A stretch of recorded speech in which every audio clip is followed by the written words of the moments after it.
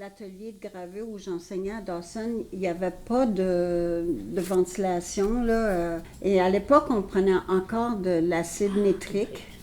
Puis là, j'avais de plus en plus d'étudiants qui sortaient, ils me demandaient de sortir parce qu'ils se sentaient pas bien.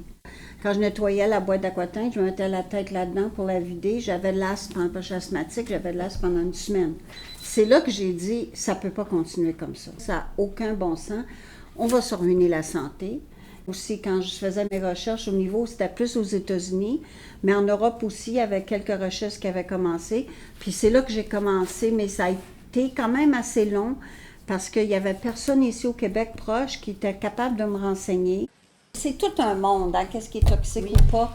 C'est très difficile à faire le ménage là-dedans. Il faut s'informer, il faut lire les feuilles MSDS, essayer de les comprendre le plus possible. Puis après, faire des choix. Exactement. Puis là, ici, le projet, c'était vraiment de le moins possible. Oui. Puis plus qu'on peut faire nous-mêmes les produits. Il y avait plein de critères comme ça par rapport à la recherche que tu as commencé puis qu'on a fait ensemble. Pour les membres, on a commencé à monter un cahier où on a toutes les expérimentations au niveau des unités qu'il faut exposer en chambre noire. On peut faire de la photolitho avec une image tramée. Mais l'intérêt, moi, que j'avais avec la photolitho ici, c'était d'avoir quelque chose qui ressemblait le plus possible à une impression en chambre noire dans le temps de l'analogique. J'ai vu que c'était possible d'avoir un beau résultat, tu sais, en mariant les sorties ici et le nouveau procédé. C'est sûr que ça a pris le cahier des mondes. Il y a eu beaucoup d'expériences, il y a eu des ratés, tout ça, mais là, c'est super. Là. Parce que j'en ai vu d'autres photolithos, puis j'ai jamais vu quelque chose qui sort aussi bien que ça. Alors, je suis super contente, puis le fait qu'on peut faire des produits qui sont pas toxiques. C'est que c'est gagnant, finalement, ce type de litho-là. Le film, la sortie de film sur Pictorico, l'image qui a été travaillée en Photoshop, le transfert photographique en chambre noire sur la plaque et ensuite 2 imprimés, un sur un papier blanc, BFK Reeves, un autre sur un papier japonais. Mon projet est accepté à Impact 12, à Bristol, en Angleterre. Là, je vais avoir 2 grands panneaux, celui-là et un autre. L'autre, c'est plus basé sur le dessin. Quand je travaille par un projet, le sujet me vient par l'inspiration d'une lecture. Et celui-là, il est inspiré par Perspectives on Contemporary Printmaking par Ruth Pelzer Montanda. Alors, elle, ce qu'elle a fait dans son livre, c'est qu'elle a fait comme une anthologie de tous les débats qu'il y a eu depuis les années 1980 sur l'estampe.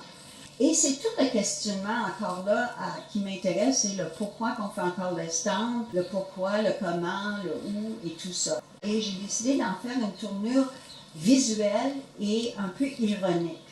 Moi, j'étais quand même assez satisfaite avec ce résultat-là, parce que je voulais un effet plus graphique avec l'histoire du lapin, c'est What's up with print? Why print, tu sais? Puis où s'en va le print? Est-ce qu'on fait encore du print traditionnel? Pourquoi? Alors là, je me suis déguisée en lapin de What's Up Doc. Aussi celui-là, Robinette and Her Merry Presses. Ça fait allusion au Robin des Bois, parce que aussi l'estampe, c'est comme le parent pauvre des arts. J'ai une petite figurine de Robin des Bois en fille, avec ses presses. On dit aussi que c'est des nouvelles disciplines comme l'installation qui va sauver l'impression. Les estampes que j'avais fait, les grandes estampes pour le projet Home Studio, je les ai mis sur ma corde à linge en bas avec des sous-vêtements entre pour comme faire une ironie de l'installation qui va sauver l'estampe. Et il y a Bruce McLean, un artiste qui a lui contesté la tradition qu'une sculpture doit aller sur une plainte. Alors, à ce moment-là, j'ai dit, ça c'est drôle. Est-ce qu'on doit prendre une presse ancienne pour faire de l'estampe? Alors, je me suis mis en toutes sortes de positions différentes sur une presse. Ici, l'image des mains. Alors, j'ai des photos de ces mains étanches.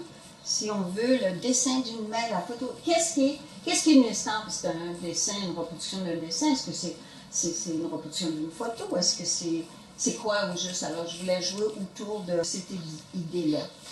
Parce que finalement, la beauté de l'estampe, c'est qu'elle ne meurt jamais parce que ça date tout le temps aux nouvelles technologies. Et là, tout le volet, plus éco-responsable, est fantastique parce que ça nous fait développer encore plus de possibilités, moins toxiques Et ça fait évoluer encore tout le monde de l'estampe. Alors, je trouve que l'estampe, c'est une des techniques, justement, qui ne reste pas statique, qui évolue tout le temps. Tout est print, en fait. Le monde est print. Impossible d'abandonner l'estampe comme moyen de production. Mais on n'est pas obligé de faire l'estampe de façon traditionnelle.